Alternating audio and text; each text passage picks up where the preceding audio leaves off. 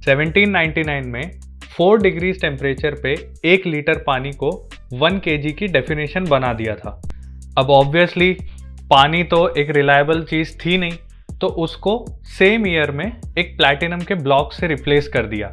1889 तक वही डेफिनेशन रहा kg का, और फिर उसके बाद उस ब्लॉक को प्लैटिनम इरेडियम के एक एलॉय से रिप्लेस कर दिया। तो वो था बिल्कुल प्लैटिनम वाले जैसा ही, लेकिन वो थोड़ा सा स्ट्रॉन्ग था, और उसके 40 रेप्लिकास बनाए गए और अलग अलग कंट्रीज में भेजे गए ताकि रिसर्च पर्पस के लिए वो लोग यूज़ कर पाएँ। और इंडिया में भी एक आया था, लेकिन 1958 में आया था, क्योंकि 1958 से पहले हम ब्रिटिश और कुछ इंडियन सिस्टम्स को ही फॉलो किया करते थे। फिर 1948 में उन सारे 40 वेट्स को वापस से एक जगह पे लाके वे इन किया गया, लेकिन उन सब में कुछ ना कुछ डिफरेंस मिला। अराउंड 50 माइक्रोग्राम्स का डिफरेंस था। सुनने में ये डिफरेंस छोटा लगता है, लेकिन जो 7 बेस SI यूनिट्स हैं, मतलब कि वो चीज़ें जिससे आप दुनिया की कोई भी चीज़ को मेजर कर सकते हो, उनमें से 4 तो किलोग्राम पर ही डिपेंड करती हैं। तो ऑब्वियसली हम लोग kg को एक फिजिकल ऑब्जेक्ट से तो डिफाइन नहीं कर सकते थे जो कि इतना ज़्यादा वैल्यूज चेंज करता रहता है। अच्छा, और जो कंट्रीज थी जो किलोग्राम की जगह पे पाउंड्स यूज़ करती थी, उन्होंने तो 1963 में ही एक फिजिकल ऑब्जेक्ट से अपनी डेफिनेशन चेंज कर ली थी। तो 1 pound is equals to exactly 0.45359237 kilogram. तो सबसे पहले तो ये समझते हैं कि एक फिजिकल ऑब्जेक्ट को डेफिनेशन से हटाने का मतलब क्या होता है। 1799 में 1 मीटर को इस रॉड से डिफाइन किया जाता था, बट ये भी एक फिजिकल ऑब्जेक्ट ही था।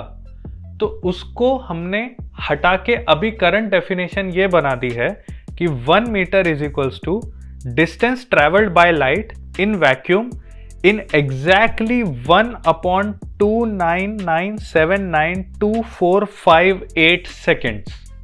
अब हमने मीटर को स्पीड ऑफ लाइट के बेसिस पे डिफाइन कर दिया है, जो कि यूनिवर्सली कांस्टेंट है। So coming back to kilogram, अब हमारे पास 2 कंटेंडर्स हैं।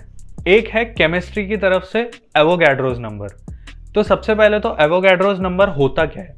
एवोगैड्रोज नंबर की वैल्यू होती है 6.022 इंटू 10⁻23।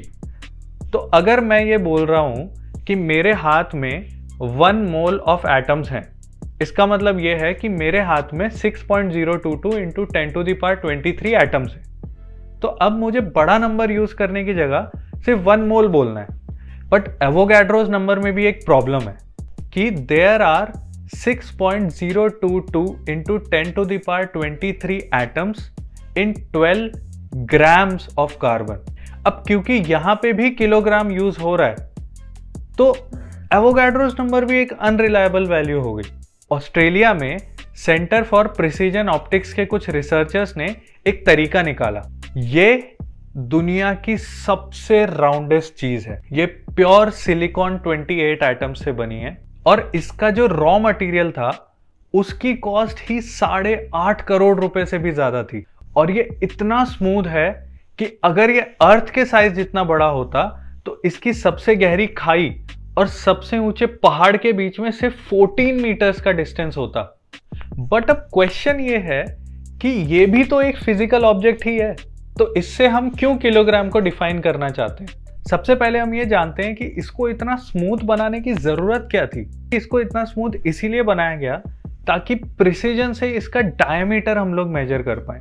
तो इसका डायमीटर मेजर करने के लिए बहुत हाई प्रिसीजन लेजर्स का यूज किया जाता है।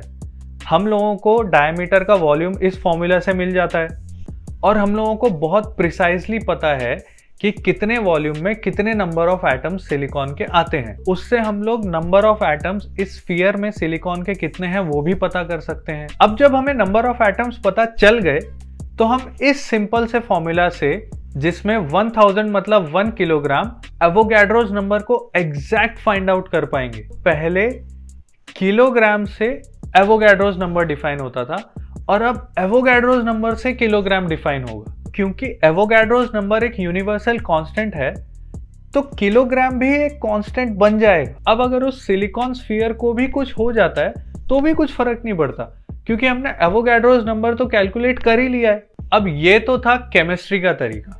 सेकंड तरीका है फिजिक्स के थ्रू। अब ये वीडियो थोड़ा सा लंबा हो गया है, तो हम लोग फिजिक्स वाले तरीके के बारे में नेक्स्ट वीडियो में देखेंगे। आई होप ये वीडियो आपको समझ में आया होगा, और अगर थोड़ा भी प्रॉब्लम हो रहा है तो वापस से रिवाइंड करके देखिए, आपको पूरा कंसेप्ट क्लियर हो जाएगा। Until then, keep asking and thank you for watching.